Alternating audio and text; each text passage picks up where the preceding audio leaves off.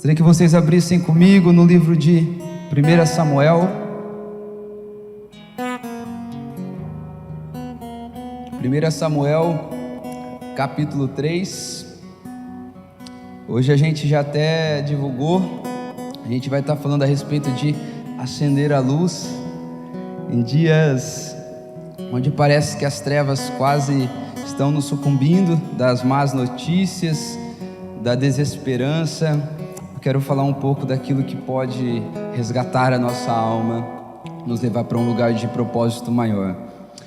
1 Samuel, capítulo 3, a partir do verso 1, diz assim: O menino Samuel servia o Senhor diante de Eli. Naqueles dias, a palavra do Senhor era muito rara, as visões não eram frequentes. Certo dia, o sacerdote Eli, cujos olhos já começavam a se escurecer, a ponto de não poder ver, estava deitado no lugar de costume. Também Samuel estava deitado no templo do Senhor, aonde estava a arca da aliança. Antes que a lâmpada de Deus se apagasse, o Senhor chamou o menino Samuel. Samuel, Samuel, este respondeu: Eis-me aqui. Então correu para onde estava Eli e disse: Eis-me aqui, pois você me chamou. Mas Eli respondeu: Eu não chamei você, vai deitar. Ele foi e se deitou. O Senhor tornou a chamar: Samuel. Ele se levantou e foi até Eli e disse: Eis-me aqui, pois você me chamou.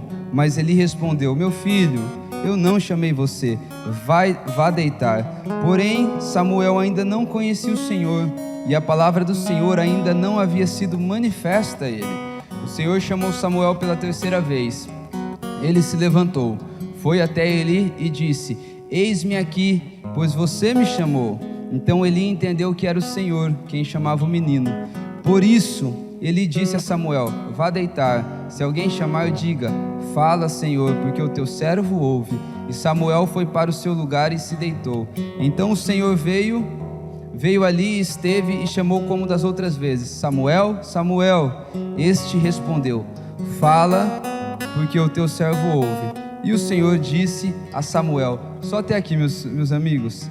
Eu queria te dizer nesse momento, vocês que estão aí em casa acompanhando online, a gente já vai entrar nessa mensagem, mas dá uma compartilhada aí com seus amigos, com a sua família. Vamos fazer espalhar. Eu creio que o Senhor hoje tem uma direção muito preciosa para nós.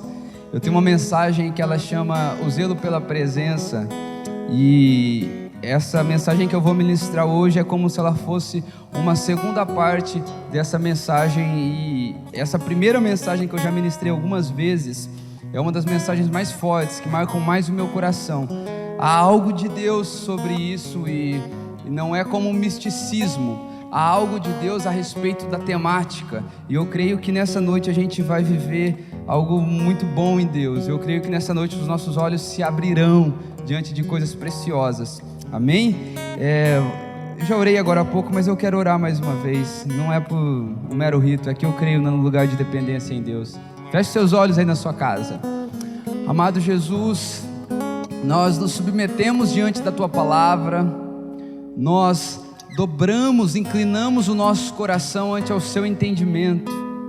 Jesus, que nessa noite nós não venhamos pregar uma palavra vazia, que nessa noite nós não venhamos pregar uma sabedoria humana, mas que o Teu Espírito que vivifica venha acender, deixar em chamas o nosso coração. Nós sabemos que nesse tempo de distanciamento, nesse tempo onde nós não estamos podendo nos ajuntar, muitas coisas cooperam para o esfriamento da nossa alma, muitas coisas cooperam para que o nosso espírito seja apagado. Mas eu quero orar nessa noite para que o Senhor, Pai, dê provisão em cada lar, para que nós possamos desde já, incendiados, queimar pela Tua Palavra, que o Teu poder seja sobre nós, Pai, sobre cada lar, Pai, sobre cada pessoa, sobre cada família que está nos acompanhando aqui nessa noite, Pai. Eu clamo por espírito de sabedoria e revelação para o pleno conhecimento de Jesus Cristo. Nós queremos avançar no Teu conhecimento, Jesus. Termino dizendo que a Ti seja a honra, honra, a Ti seja a glória. O Senhor está no lugar mais alto dessa reunião. Nós submetemos o nosso coração ao Teu senhorio, Jesus. Sem o Senhor não haveria graça, sem o Senhor o nosso coração, ele vai perdendo todo o sentido, mas o Senhor é quem nos resgata para a eternidade. Então que nessa noite, diante dessa palavra, o Senhor possa regar a nossa fé, o Senhor possa trazer sobre nós uma porção, Pai, de ânimo, uma porção de esperança.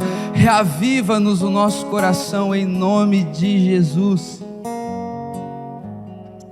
Queridos, a história de Samuel, ela é muito conhecida. Samuel, talvez, ele está entre os 10 personagens da Bíblia que nós mais conhecemos a história. E essa história, eu escolhi esse texto base, mas eu quero andar um pouco sobre o início de Samuel. Qual era o contexto onde Samuel começou a caminhada, qual era o contexto onde Deus levantou o menino Samuel. É interessante que a história de Samuel, ela revela bastante o caráter de Deus, que é alguém que sempre provê para si mesmo aquilo que é necessário para que o reino dele continue avançando na terra. Mas ela não revela apenas o caráter de Deus, que já seria o bastante, mas ela revela também um caminho incrível para aqueles que desejam ser santos, como seu Deus é santo, se torne alguém santo. É interessante que 1 Pedro 1,15 vai dizer assim: mas como é santo aquele que vos chamou, sede santos também. Aonde? Em toda maneira do vosso viver. Ou seja, queridos, a vontade de Deus é que nós venhamos ser santificados. Eu já tenho dito e repetidamente que tudo que está à nossa volta, tudo que nós vivemos, é porque Deus está nos submetendo a processos onde Ele está santificando a nossa vida, santificando a nossa maneira de ver e enxergar. E é interessante que nesse texto base que nós lemos, a Bíblia vai enfatizar algo. Ela vai enfatizar que a luz do Senhor estava quase se apagando. E é interessante, antes eu te falar o que era essa luz se apagando, não quer dizer que lá em Siló, onde acontecia essa história, o sol estava vivendo ali quase que um crepúsculo, o sol estava sendo apagado, então não havia luz, porque o Senhor era o sol daquela cidade. Ainda não, o Senhor será o sol da Nova Jerusalém, mas essa luz que estava se apagando é porque existia uma luz lá dentro do templo, que ela ficava acesa durante o dia, e à noite aquela luz ali, ela era apagada. Parece até contraditório, mas era assim que acontecia. E a Bíblia está dizendo que a luz estava se apagando. E é interessante que em João 9, no capítulo 4, a Bíblia vai dizer assim: eu devo fazer a obra daquele que me enviou enquanto é dia. Vem a noite, quando ninguém pode trabalhar. Olha que interessante, nós devemos trabalhar, nós devemos nos mover na luz, e só existe luz enquanto a luz, a lâmpada do Senhor está acesa, quando a sua direção é presente e a sua presença é real. Ou seja, queridos, o lugar de manifestação estava se apagando, o lugar de se mover estava se apagando. E é interessante que nós vivemos dias onde nós podemos presenciar. Eu sei que muito se fala: poxa, o Brasil precisa de um avivamento, a nossa nação precisa de um avivamento, e nós vemos tantas coisas acontecendo. E eu não sei você, mas eu, durante alguns dias onde eu estou, sabe, um pouco mais almático, parece que o meu coração enxerga dessa maneira também. Parece que eu olho para o cenário. E queridos, deixa eu te conscientizar de algo. Quando eu falo do cenário, eu não estou falando a respeito do STF, que declarou que não pode ter culto com ajuntamento. Eu não estou querendo dizer a respeito de um país que economicamente está indo de mal a pior. Eu não estou querendo dizer de uma pandemia, porque eu posso lhe assegurar: Deus é Senhor sobre todas essas coisas. Deus não tem problema com essas coisas. Nós temos, mas Deus não tem. Quando eu falo disso, é porque eu olho para a minha própria vida e eu começo a enxergar algumas escassez de revelação, algumas escassez da voz, algumas escassez de manifestação. Então parece que dentro de mim há um sentimento que a luz do Senhor que brilha sobre a minha vida, parece que às vezes ela começa a se apagar. Eu não sei se esse é um sentimento incomum no seu coração. Eu não sei se na tua casa parece que um dia a luz do Senhor brilhou um pouco mais. Eu não sei, talvez tenha alguém aqui de outra igreja. Eu não sei se a igreja da onde você fez parte, se você tem a sensação que já houve um dia onde a luz brilhou, aonde parece que havia mais quebrantamento, aonde parece que havia mais clareza a respeito daquilo que Deus queria, onde parece que Deus plantava mais disposição no coração dos irmãos. Eu não sei qual que é a tua realidade, eu não sei o que você sente, mas eu sei que eu sinto muitas vezes que parece que a luz do Senhor vai se apagando sobre a minha vida, sobre os lugares onde eu estou plantado. E eu quero começar nessa noite falando disso. O que é que faz a luz se apagar, queridos? Existe algo que faz a luz se apagar. Naquele tempo onde Samuel estava prestes a ser chamado por Deus, havia todo um contexto, e esse contexto eu creio demais que ele é extremamente pedagógico, para que a gente aprenda os caminhos por onde a luz pode se apagar na nossa vida. Amém? É interessante que nós vamos ver que nesse tempo,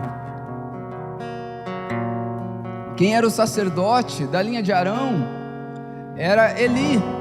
E a Bíblia vai dizer que Eli tinha 2 filhos, e esses 2 camaradas não eram boas pessoas. E eu quero falar um pouquinho deles para a gente entender qual é a receita para que a luz se apague do nosso coração, da nossa igreja, da nossa nação.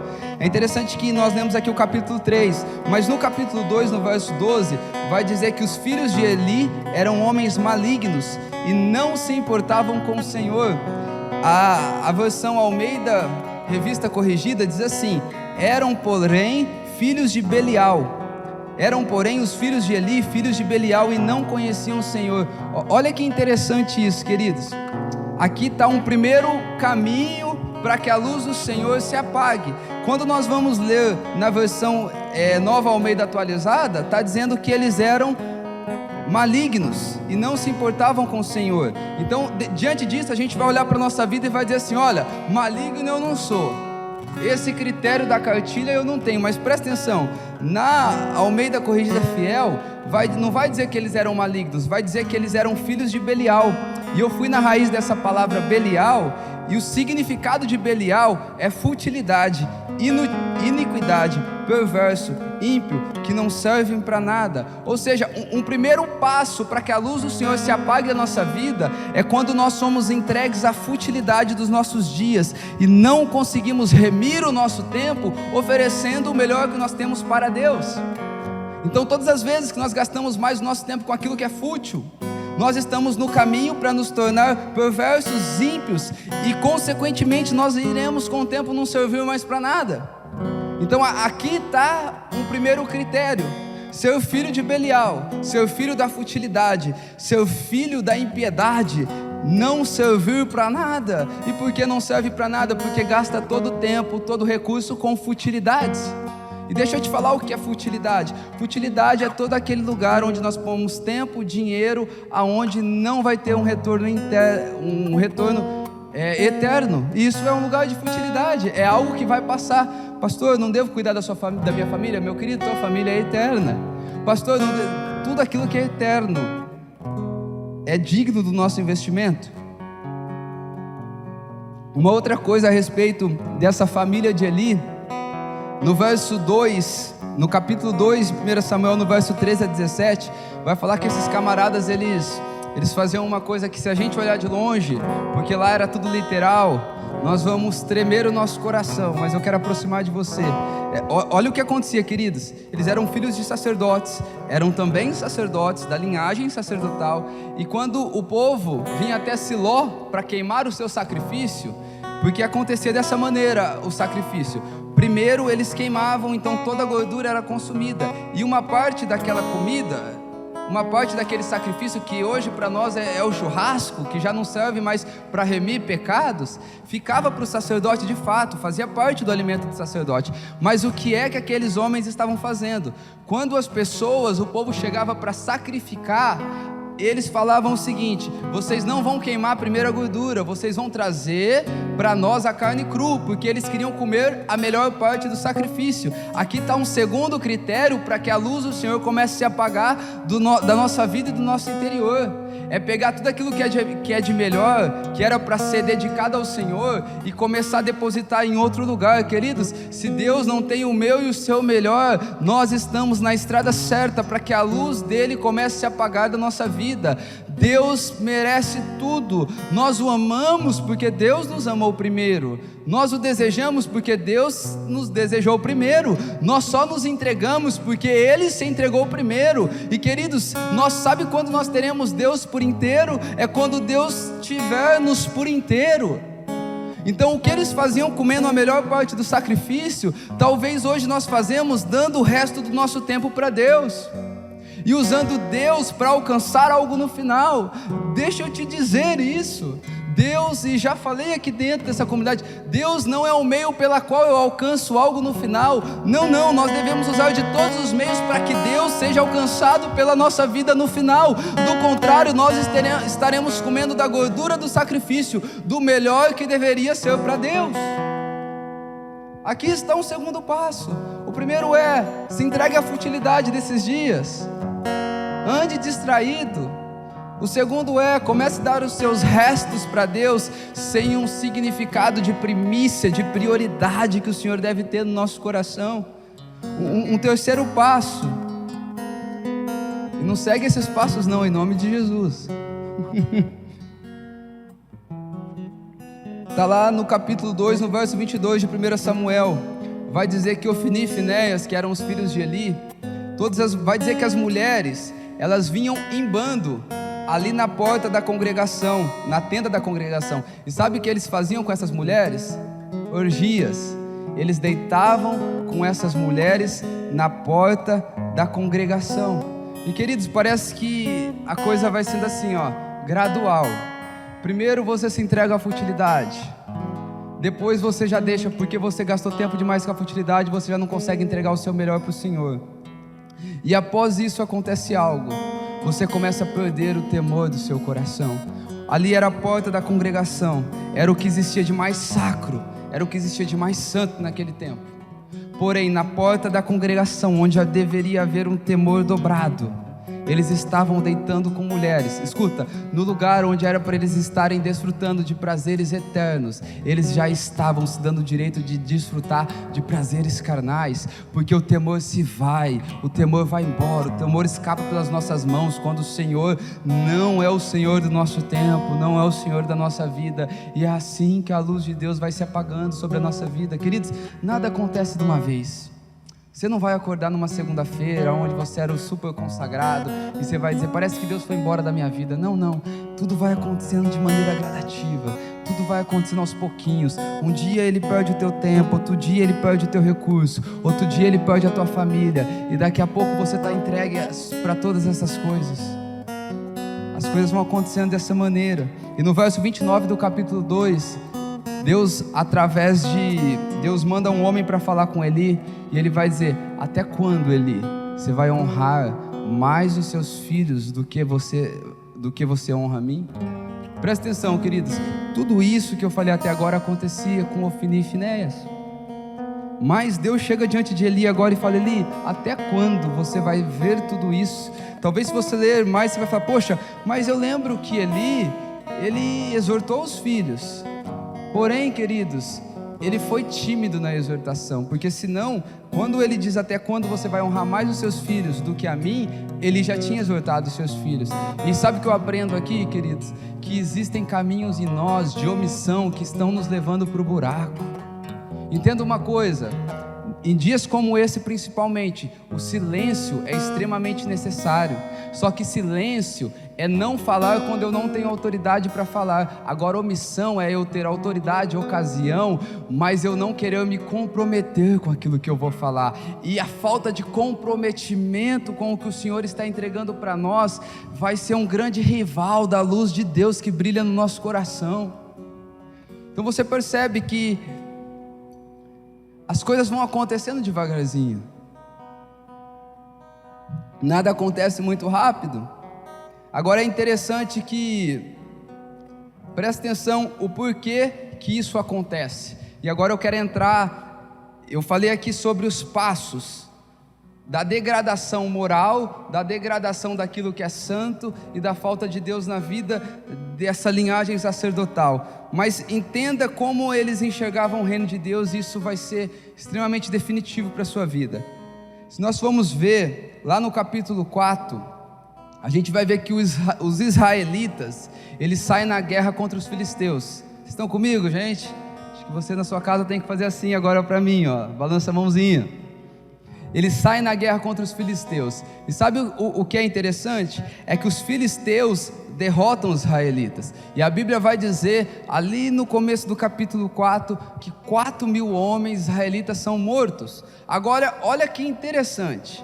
Agora a Bíblia vai dizer que Ofni e Finéias, eles tiram a arca de Siló, que era onde a arca ficava no templo, e eles levam até o campo de batalha. Por quê?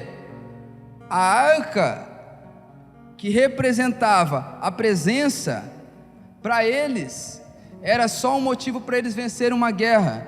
Pastor, o que você está querendo dizer com isso? É que aquilo que representava a presença de Deus para eles, se tornou apenas um amuleto para eles vencerem. Eles já não tratavam com o devido respeito e temor aquilo que era a presença de Deus. Agora olha o que acontece, eles levam a arca para o campo de batalha, porque era assim que eles viam Deus. Deus é alguém que está aqui para nos abençoar, para a gente triunfar, porque o importante, queridos, é você ter a sua bênção no final do culto. Queridos, esse pode ser todo Deus, mas não é Yahvé, não é o Deus da qual nós servimos. O Deus da qual nós servimos, Ele não é um bom mordomo nosso, Ele é um resgatador que forma uma família e nos leva para uma realidade espiritual, para uma realidade eterna, para viver com Ele. Mas eles tinham Deus como esse amuleto. Resultado, tiraram a arca de Siló, levaram a arca até o campo de batalha, eu acho que era Ebenezer, e agora diz que os filisteus, eles ouvem a festa, a alegria dos israelitas, porque Deus representava a vitória. E deixa eu te falar, Deus é também a vitória, mas muitos dias Deus é o vale, muitos dias Deus é a derrota, que forja o nosso caráter para sermos mais que vencedores.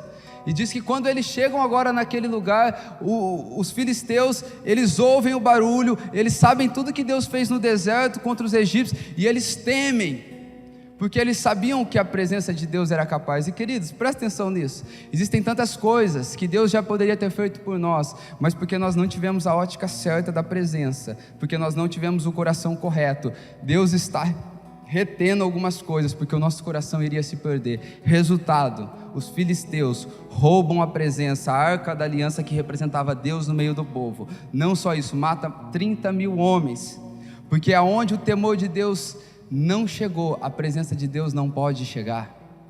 Nós achamos que muitas coisas acabam quando Deus vai embora. Já pensou isso? A igreja do fulano de tal lá, ela acabou porque Deus foi embora. Mas eu aprendo que tem coisa que acaba assim porque Deus vai embora. Mas se você for lá para Gênesis, acho que é capítulo 11, você vai ver a Torre de Babel, a construção, e Deus começa a ver o intento do coração do homem. Deus fala, desçamos lá, e na hora que Deus chega, a coisa acaba. Existem coisas, quando há temor, na hora que o Senhor chega, a coisa acontece, mas aonde há confusão e bagunça, aonde o temor não chegou, na hora que a presença chega, há uma confusão, as coisas se espalham na nossa vida. É por isso que eu quero te falar uma coisa, antes de pedir pela presença de Deus, antes de pedir por uma manifestação, peça para Deus colocar temor no seu coração, porque o temor a Deus é o princípio de toda sabedoria. Antes é o temor é o que vai sustentar as coisas da nossa vida, queridos. Deus não pode ser um amuleto. Já ouviu aquelas frases? Em nome de Jesus vai dar certo. Ah, não, pastor, Deus falou comigo. Deus faz diferença entre o ímpio e o justo. Mas defina para mim, o que é o justo? O que é o ímpio? Deus tem que deixar de ser o nosso amuleto e tem que se tornar a razão única da nossa vida. Porque enquanto Deus for um amuleto, queridos, nós vamos viver uma inclinação totalmente moral. Ora estaremos aqui num domingo cultuando, ora estaremos na nossa casa onde ninguém está nos vendo fazendo coisas imorais, mas quando Deus se torna o nosso lugar de prazer, nós vamos como Jesus. A Bíblia diz que Jesus, ele estava indo para o Getsemane, foram colocar um vinho sobre a boca dele, ele não bebeu, porque Jesus não aceitou alegria enquanto o Senhor tinha um tipo de sofrimento para ele, porque Deus era o prazer dele e ele não precisava de outro prazer maior. Porque nós não dizemos não apenas, nós só dizemos não quando a barriga já está cheia daquilo que o céu fornece. Porque onde há fome, qualquer prato serve. Então Deus precisa deixar de ser o nosso amuleto. Essa linhagem sacerdotal, nós vamos ver que por que a luz estava se apagando? Porque aquilo que representava o objeto, que era o que mais representava a presença de Deus, não era cuidado para eles. Era apenas uma representação de uma carta na manga. Se nada der certo eu vou para Deus, se nada acontecer então eu aceito esse Deus.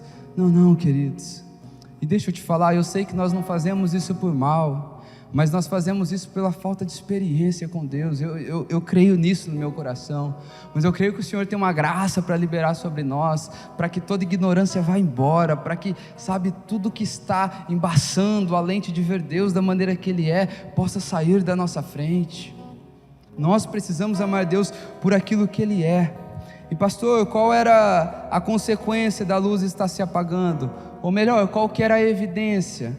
Então, primeiro era assim, eles viveram um desvio moral, eles perderam a sensibilidade do que era santo, sacro, e aquilo que era profano, pecado. Eles perderam o temor. E por quê? Porque não olharam a presença da maneira certa, correta, viam como amuleto. E qual era a evidência, pastor, de que isso estava acontecendo? E o livro vai dizer assim: a palavra era rara e as visões não eram frequentes. Queridos, de coração, sem demagogia nenhuma, mas tem uma coisa que dá medo no meu coração, é disso aqui começar a acontecer na minha vida, a palavra começar a se tornar rara e as visões não serem quase frequentes. Pô pastor, vive nas nuvens. Comecei dizendo que sinto a luz se apagando, mas se tem uma coisa que me deixa seco no meu dia a dia, eu e o pastor Jordão, a gente está conversando direto, não especificamente, mas sempre fala disso.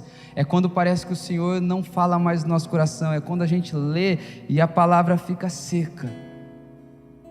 Não, em nome de Jesus, o Senhor há de derramar chuva sobre as nossas vidas. Em nome de Jesus, a palavra não será rara, ela será abundante sobre as nossas vidas. Em nome de Jesus, as visões, elas não serão escassas. As visões, nós teremos clareza a respeito do propósito de Deus para nós, queridos.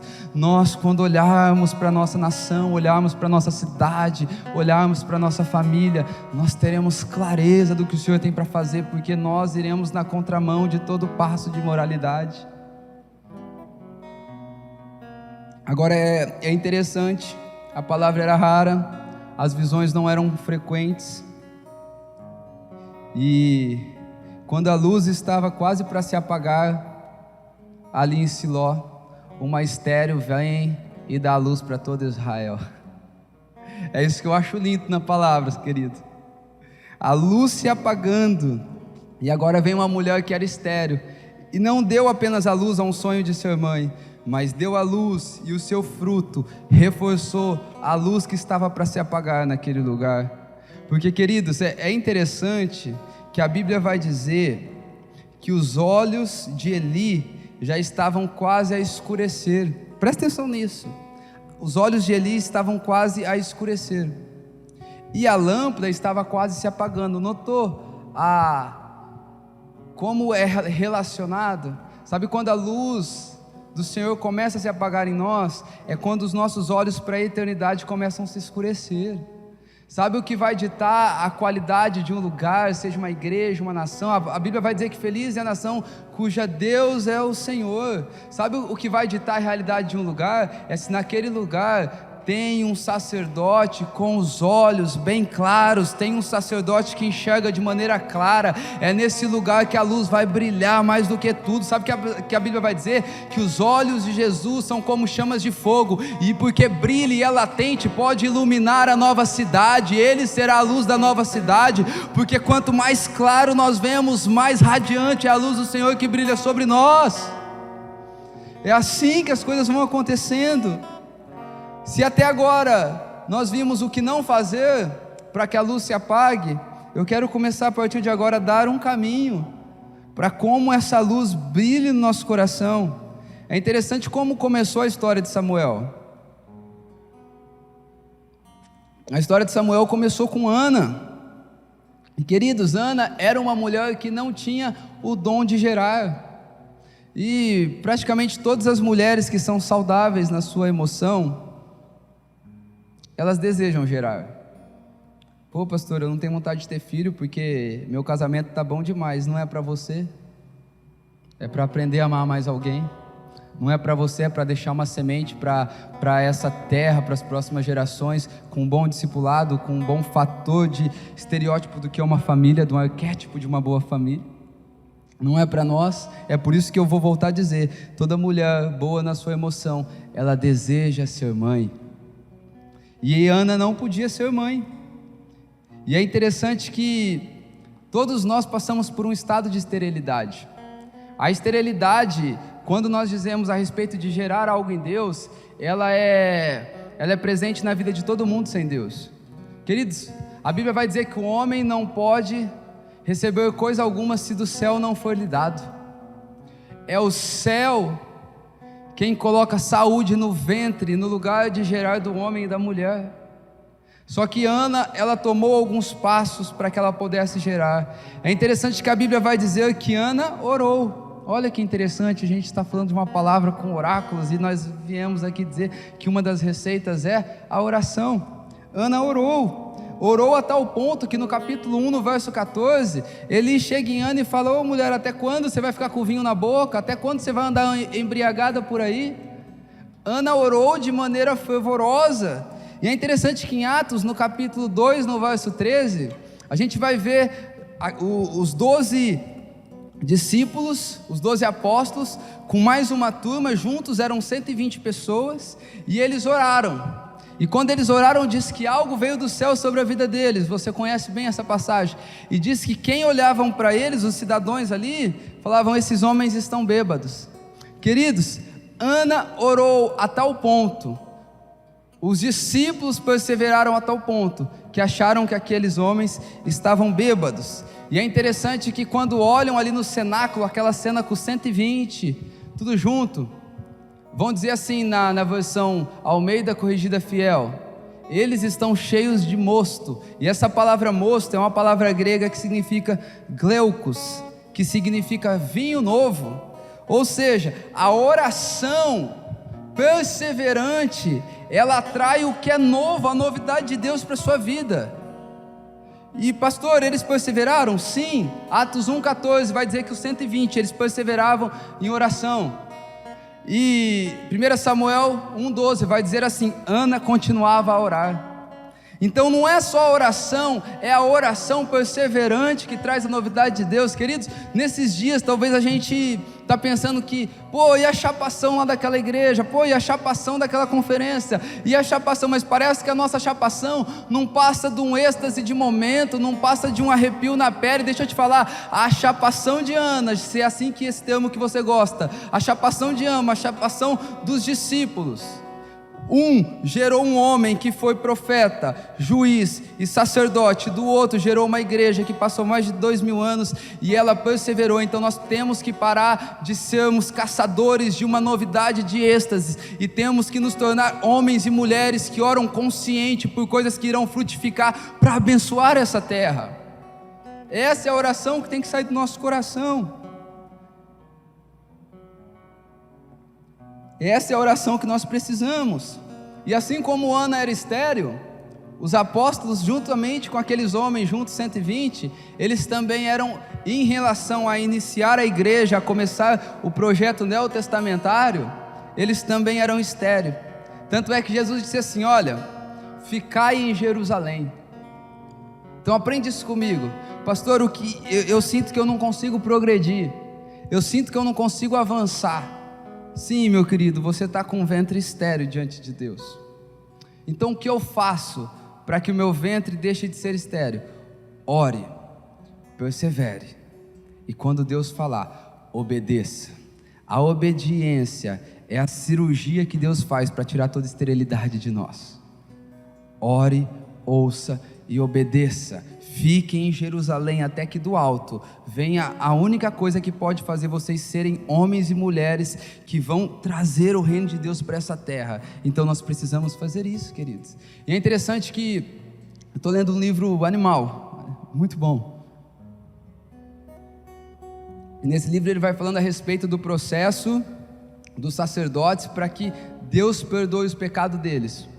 E vai dizer que eles vão lá, eles matam o bezerro, põe sangue no polegar, põe na testa, aí desce óleo sobre a cabeça, aí mata um cordeiro, e vai esse processo, e põe mais óleo na testa, e põe mais sangue na testa. Agora o óleo não é só para a cabeça, o óleo é para a roupa inteira. E diz que depois de todo esse processo, os homens tudo ensanguentados, os homens tudo cheio de óleo, com água, tudo misturado, eles vão para a porta do templo, aqueles sacerdotes, e eles ficam durante 7 dias, dia e noite, para passar pelo processo de santificação, de purificação, para depois entrar no templo para sacrificar.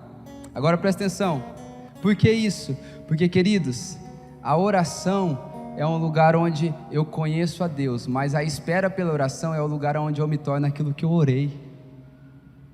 Por isso que nós precisamos esperar, perseverar, e é aqui que tudo acontece. Agora, de uma mulher estéril, o seu fruto se tornou provisão, para que a luz do Senhor tomasse força novamente em Siló.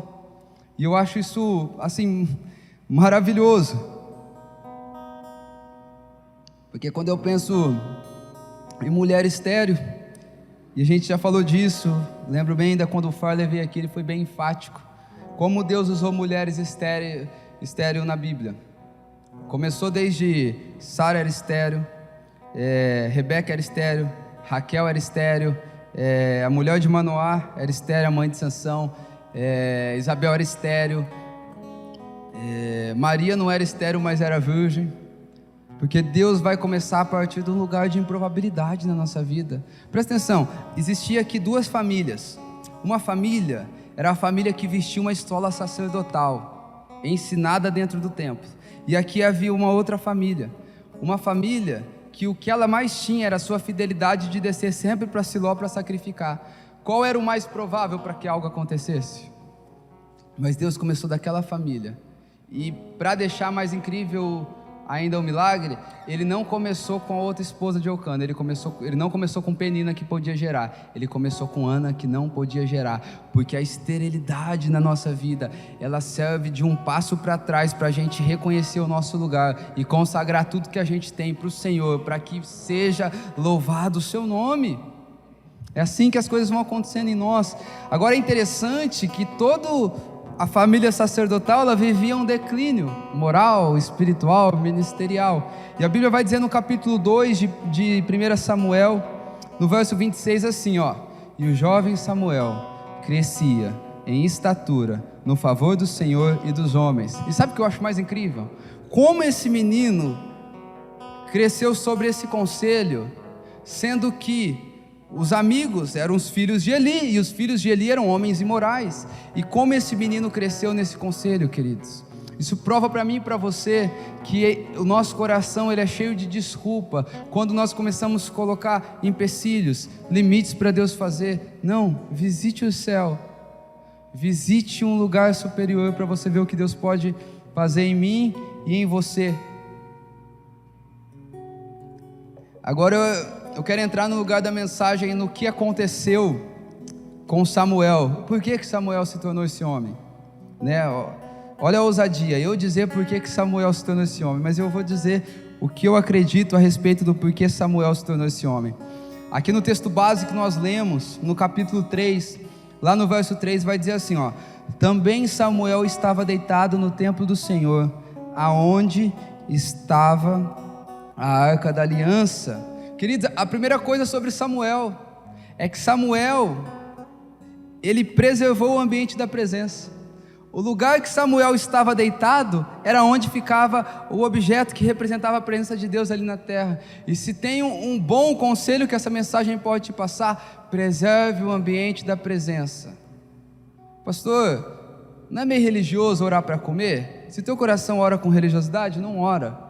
Mas se o teu coração quer preservar Deus ali do teu ladinho na cadeira, ore para que o Senhor esteja com você em todos os momentos. Sabe o que é preservar a presença? É estar num lugar sozinho, a sua carne inclinada a fazer outra coisa, e você, porque você tem consciência da presença, você fala: não posso fazer, porque aquele que eu devo agradar, ele está aqui nesse momento, embora ninguém está me vendo.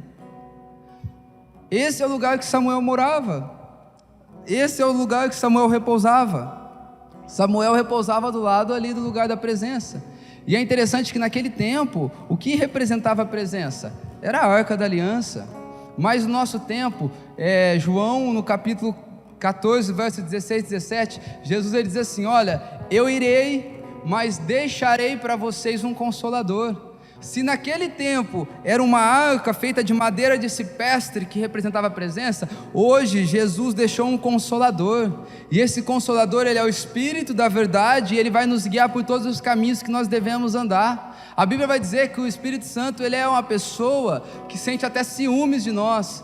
Tessalonicenses 5, no 1 Tessalonicenses 5,19, a Bíblia vai dizer assim: olha, não apagueis o Espírito Santo de Deus.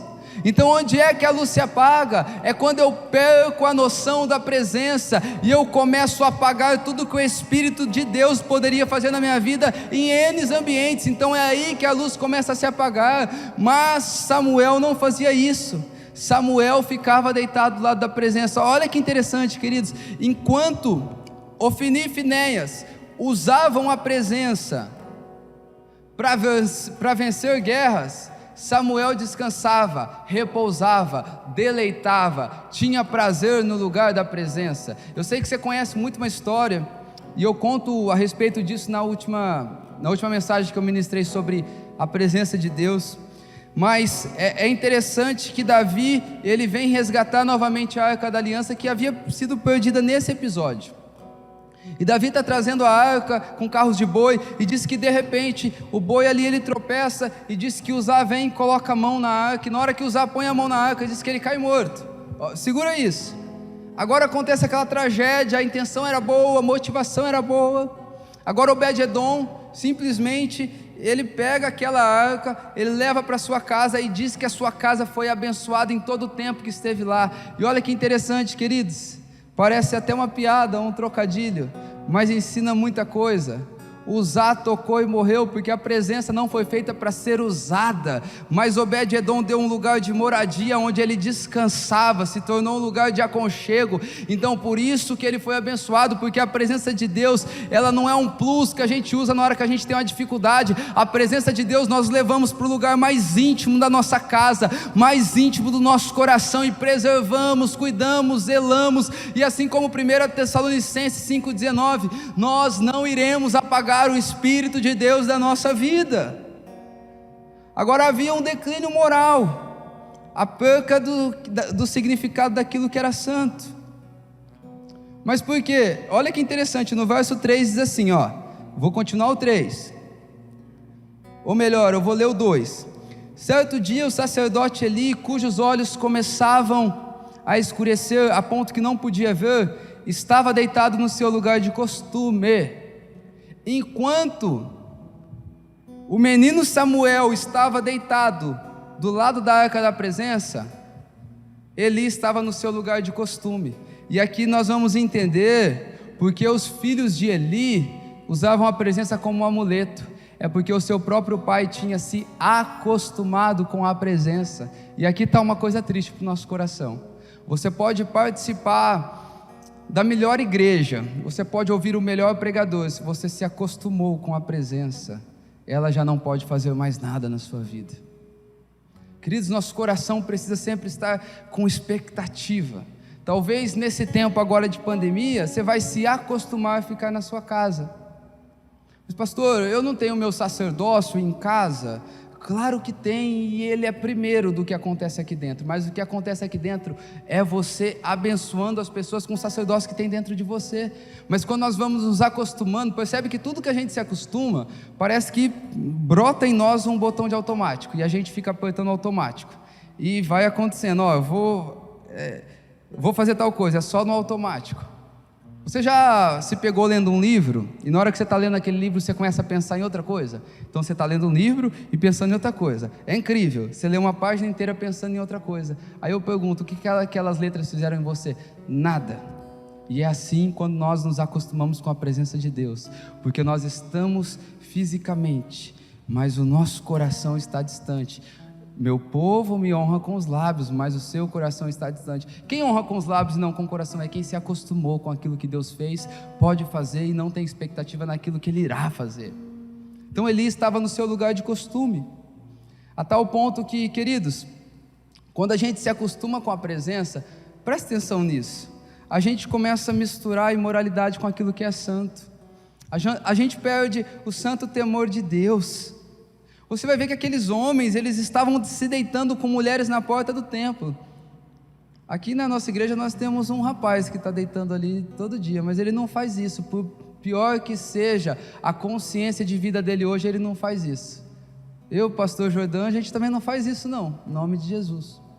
Mas deixa eu te falar, tem homens e mulheres nesses dias ainda, usando do templo, usando do ministério, usando da vida, usando o nome de Jesus, para ter prazeres imorais ilícitos na sua vida, porque se acostumaram com a presença, e porque se acostumaram com a presença, acham que agora pela graça, nós não precisamos ter mais um lugar de consagração, mas eu não vejo na Bíblia um homem que viveu algo incrível em Deus e não se consagrou.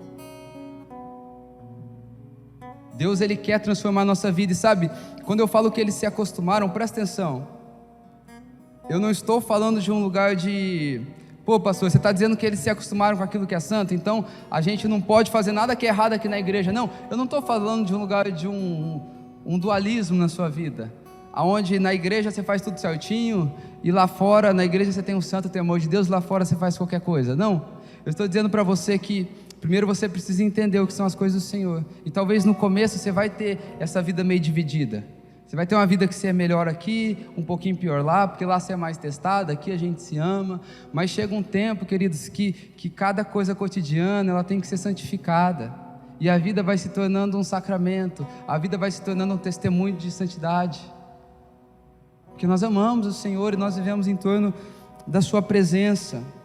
Entenda isso, a presença de Deus, onde nós entramos diante de quem Deus funciona como um processo de reciclagem. A gente entra diante de Deus com o coração todo sujo, um coração todo deformado, todo cheio de pecado, mas dia após dia essa presença vai trabalhando dentro de nós. O coração que era cheio de pecado, agora ele peca sim, mas ele deseja santidade. O coração que ele era todo sujo, ele se purifica dia após dia, porque a presença de Deus tem esse poder de nos transformarmos, enquanto nós estivermos preservando a presença. Queridos, é poderoso o senso da presença, sabe, ter a consciência que Deus está aqui é poderoso demais na nossa vida. Ela vai reciclando, ela vai mudando toda a nossa vida. E por quê?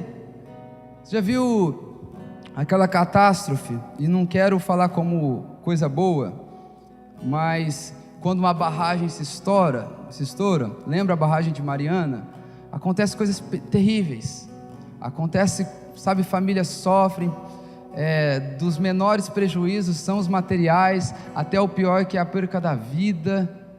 Mas deixa eu te falar, a presença de Deus, ela é como uma barragem, que quanto mais a gente vai cultivando, uma hora aquela casta de terra dentro de nós se rompe, e na hora que se rompe, ela vem assim, como ondas, enxurradas, enchendo cada parte da nossa vida, cada gotícula do nosso ser, nos salvando. E por que nos salvando? Porque amigos, salvação é santificação.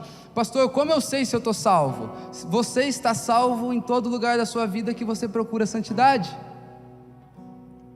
Não sei se foi um reformador, não sei se foi um avivalista, não sei o nome dele, mas ele diz assim, que a graça que não te santifica, ela não tem poder para te salvar. Então salvação é evidência de santificação, e quando nós estamos ali perto da presença, ela faz isso dentro de nós, ela vai nos salvando. Cada gota do nosso ser vai sendo redimida por quem Deus é, porque nós estamos perto da presença, e essa é a luz que vai manter o conselho do Senhor dentro de nós. Agora, olha que interessante, queridos, deixa eu usar esse objeto. O que era a arca? A arca era um baú de madeira de cipestre. Ali em cima, fora todos os revestimentos que eu não vou estar falando, havia 2 querubins, cada um numa extremidade, e eles ficavam com as asas estendidas, como quem protege o que tinha dentro da arca. Aí você vai para dentro da arca, a Bíblia vai dizer que dentro da arca havia três objetos lá dentro. Qual que era o primeiro objeto? Eram as 2 tábuas da lei que Moisés escreveu. Qual que era o segundo objeto? Era o bordão de Arão que floresceu. E o terceiro objeto era um vaso que tinha um maná escondido. Todo maná que caía na terra estragava, mas o maná que foi posto ali dentro, ele não estragou. E por que eu estou falando a respeito disso? Porque eu acredito que esses 3 objetos e a proteção do querubim é o que a presença de Deus faz com a gente quando a gente preserva ela na nossa vida. Quem persevera em viver na presença, com a luz do Espírito acesa, terá um sacerdócio aprovado. Por que o sacerdócio aprovado? Quando o bordão de Arão ele floresceu, Deus estava testificando que Arão era o sacerdote aprovado. Então, quando nós estamos em torno da presença, nós teremos um sacerdócio aprovado. Diz que havia as tábuas da lei, nós conseguiremos cumprir a lei e a verdade de Deus. E diz que havia ali naquele lugar também o maná, era um maná escondido. Então nós vamos ter um sacerdócio aprovado, é a consequência de viver na presença, sacerdócio aprovado. Cumpriremos a lei do Senhor e comeremos do mistério de Deus, que Ele representa, o maná escondido. E nós estaremos debaixo da potente asa do Senhor, não é de querubim nenhum, sendo preservado nesse ambiente de perseverança. É isso que a presença pode fazer em nós. Vocês creem? Vocês creem? Um pouquinho de água para mim? Eu gosto de água. Mas agora, olha que interessante, eu estou partindo já para o final, não quero me prolongar muito mais do que isso não, mas presta atenção, enquanto os olhos de Samuel para a presença, para Deus no meio do povo, era um lugar de descanso, para os filhos de Eli era apenas um amuleto. E entenda uma coisa que vai acabar com a nossa vida. 1 Samuel capítulo 4, no verso 18, eles perdem a arca, e na hora que eles perdem a arca, diz que a notícia chega ali em Siló, e a notícia diz que era um benjamita, da tribo de Benjamim, e ele vai dizer o seguinte: seus filhos Ofni e Finéias morreram, e a arca da aliança foi tomada. E vai dizer agora que Saul, que Eli, na hora que ele vê que a arca da aliança foi tomada, na hora que mencionaram que a arca da aliança foi tomada, diz que ele caiu de uma cadeira e quebrou o seu pescoço. Porque, queridos, o que vai nos tirar de um lugar de sacerdócio, o que vai nos tirar de um lugar de intercessão entre céu e terra, o que vai nos tirar do lugar de quem vive na terra, mas tem a cabeça no céu, é quando a presença é tomada na nossa vida. Eu sei, sabe, estudar é bom, é maravilhoso. Vir na igreja é bom, é maravilhoso. Comunhão é bom, é maravilhoso, mas nada substitui o lugar onde você tem uma experiência com Deus, o lugar onde você se retira, vai para um lugar de oração e insistentemente fala: Deus, ainda que eu não te sinta, eu por fé creio que o Senhor está aqui, por isso que eu não vou sair desse lugar enquanto eu não sentir a minha alma inteira constrangida pela tua santidade. Querido, sabia disso? Às vezes a gente não sente Deus, mas a gente sente constrangimento pelo pecado, e eu acho que isso é melhor do que sentir Deus. Deixa eu reformular, e eu acho que isso é mais sentir Deus do que sentir Deus. Quando Deus começa a nos constranger pelo nosso pecado. E vai dizer agora que a mulher de Finéias, ela estava grávida. Ou seja, Eli teria um neto. E diz então que ela põe um nome. E o nome era Icabô, que significa foi-se a glória de Deus. Sabe quando é que a luz do Senhor se apaga na nossa vida, queridos? É quando a gente começa a procurar e não acha mais. Ou então, deixa eu te dar um exemplo mais claro e mais perto. É quando a gente vai procurar a Deus e existe uma pendência grandona aqui dentro e a gente não consegue romper essa parede, porque a gente não quer resolver essa pendência. Foi-se a glória de Deus, apagou-se a luz, apagamos o Espírito.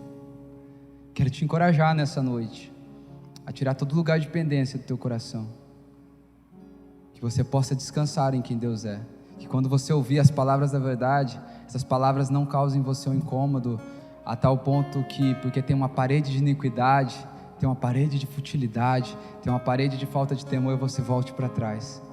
Eu creio que o Senhor tem coisas muito boas e grandes para fazer na nossa vida, queridos. Quem me conhece, meus amigos sabem, eu sou sonhador mesmo. Eu olho para os meus amigos e eu creio que o Senhor vai fazer coisas gigantes. É muito normal eu olhar para um amigo meu e dizer: cara, não tem ninguém igual esse cara. E por que eu estou falando isso? Porque eu creio em quem está do meu lado. Eu creio no que nós estamos construindo.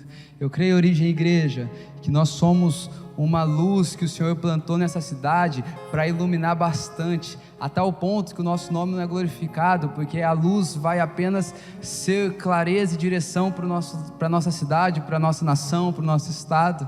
Mas para isso nós precisamos ter vocação, acreditar na vocação, investir em tempo com Deus e santidade na nossa vida. Agora olha que interessante, sabe qual que era o lugar que Deus falava com Samuel? Chamava Siló, e Siló significa grande depósito, em forma de cilindro. Ou seja, qual foi os processos que Samuel viveu para que a luz de Israel pudesse brilhar? Primeiro Samuel ficou na presença, depois Samuel ouviu a Deus, e depois ele cresceu em estatura.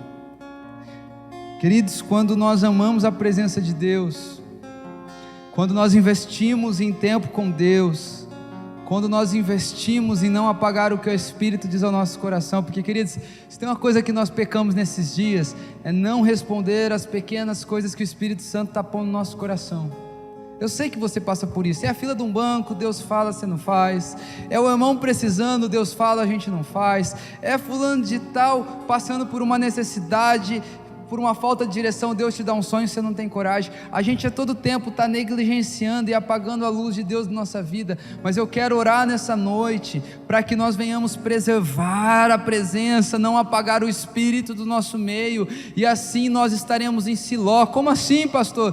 Nós seremos um grande depósito de palavra, nós seremos um grande depósito de paz, nós seremos um grande depósito de experiência para a vida dos outros. É só homens e mulheres que permanecem junto à presença, sendo salvos através da santificação, que serão depósito para as próximas gerações, serão depósito para as outras pessoas. Queridos, sabe o que a nossa nação está precisando nesses dias? Não é de mais uma igreja legal, não é de caras mais descolados. A nossa nação está carecendo nesses dias de homens e mulheres que santificam a tal ponto que a luz do Senhor brilhe e o mundo olhe e acredite que é de verdade o que acontece na igreja brasileira. É por isso que nós precisamos de santificação. Eu profetizo sobre a nossa comunidade, eu profetizo sobre a nossa cidade, que nós seremos uma Siló, nós seremos um grande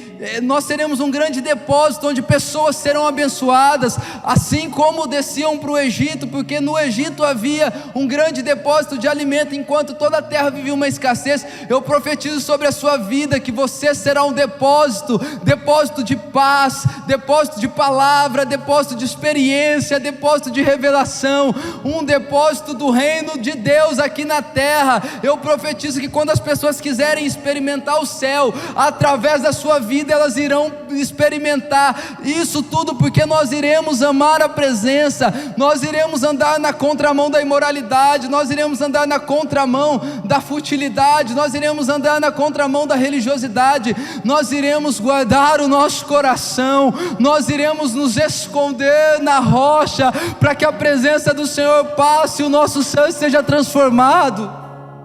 Essa é a minha oração para nós, Origem Igreja. Essa é a minha oração para a sua casa, para nós como família. Feche seus olhos, eu quero orar mais, além de profetizar.